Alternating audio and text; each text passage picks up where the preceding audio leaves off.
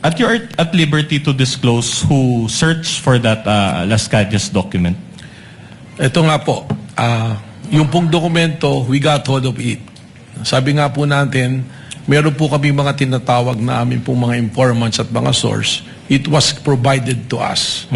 Nung ibinigay po sa amin to, hindi naman po ibig sabihin ay amin kaagad itong paniniwalaan. At tama po kayo. Okay. That's okay. I can ask subsequent questions regarding to that. So, actually, my question is, after you had obtained this document, did you subpoena Las Cañas to verify the contents of those documents?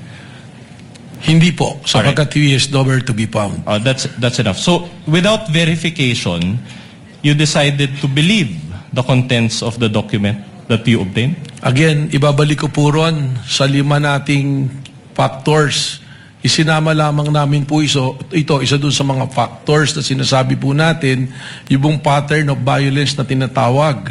At doon po, doon sa paragraph 270, sinasabi nga po na may kinalaman sa extrajudicial killing si dating Mayor Sara Duterte at in fact, sabi pa nga niya, huwag nyo nang barilin, kidnapin nyo na lang. Pero bago po kami dumating doon sa punto na gamitin yun, tingnan na po namin yan. Alright. Sorry to interrupt you. So the short answer to my question is yes.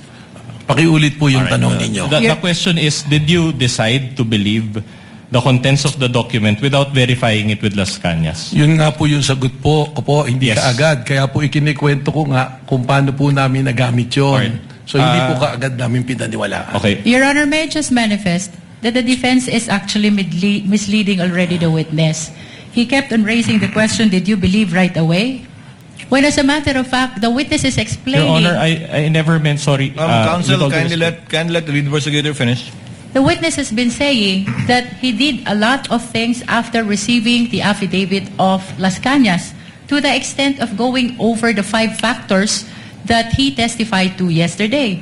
But after that first question, so that means yes. The defense said yes. To his question, did you believe to that right away, to that affidavit? The position of the witness, Your Honor, is no. Short rejoinder, Your Honor. Actually, asked and answered by the witness. That is his response, counsel for respondent, to your question. Yeah. Move on, counsel. Yes, Your Honor. We are satisfied with that answer. But another follow-up question. So without verifying it... sorry. That's misleading, Your Honor. Allow him to finish the question, counsel. What is the pleasure of Senator Judge Cayetano? Just on your ruling, may be clarified because the question was, pinaniniwalaan mo ba? Ang sagot niya, hindi ka agad. So counsel was asking for yes or no. I just want to be clarified. Hindi pinaniniwalaan agad, does that mean afterwards pinaniniwalaan mo na or never mo pinaniniwalaan? Just so that the record is clear. Just that clarification. There should be no. Thank you, Senator Judge Cayetano. Alan? Witness will please answer.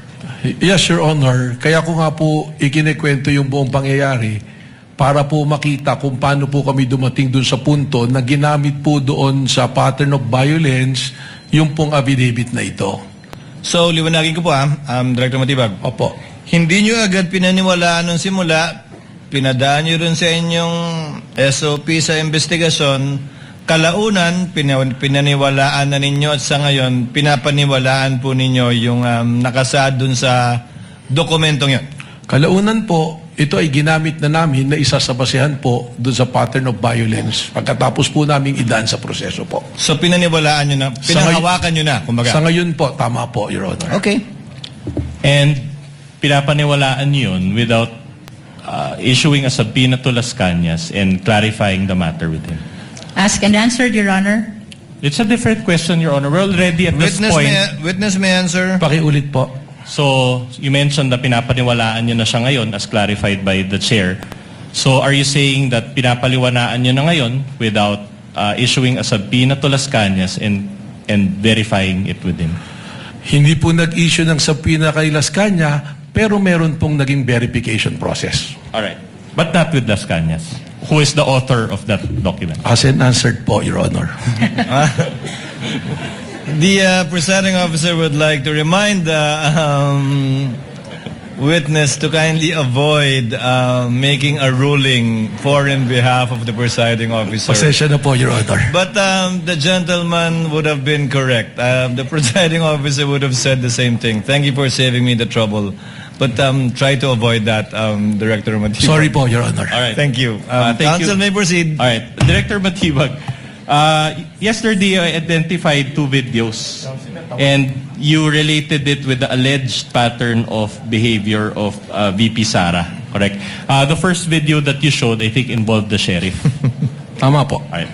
But that incident, will you confirm that that incident took place on July 1, 2011? Yes, long time ago po. So around 15 years ago. Tama po. And did you still find it relevant to use that video? Under po dun sa 5 factors namin, ang tinitingnan po natin sa pattern of violence is the historical behavior. All right. Kasama po yun. With the permission of counsel for respondent, what is the pleasure of Senator Judge Ontiveros? If I may, Mr. Presiding Officer, before the defense moves on to a next question, just to ask a follow-up question of the previous topic. On this matter? On the matter of the Las Cañas affidavit, Mr. The Presiding lady Officer. may proceed with that question on Las Cañas only. Salamat po, Mr. Presiding Officer. Follow-up question, Mr. Witness. According to your testimony yesterday, you reviewed Arturo Las Cañas' affidavit as part of the larger investigation concerning the Vice President's capacity to carry out the alleged threat. Sa pagkakaalam po ninyo, Director, at batay din sa larger investigation na iyon, sinagot po ba ng Vice Presidente sa anumang paraan yung mga alegasyon sa affidavit na yon ni Las Cañas? Your Honor, marami po kasi kaming, yun nga po yung gusto kong ipaliwanag, marami po kasi kaming mga ikinonsider na tinatawag natin po na open source intel. Yan na po yung mga news, mga report.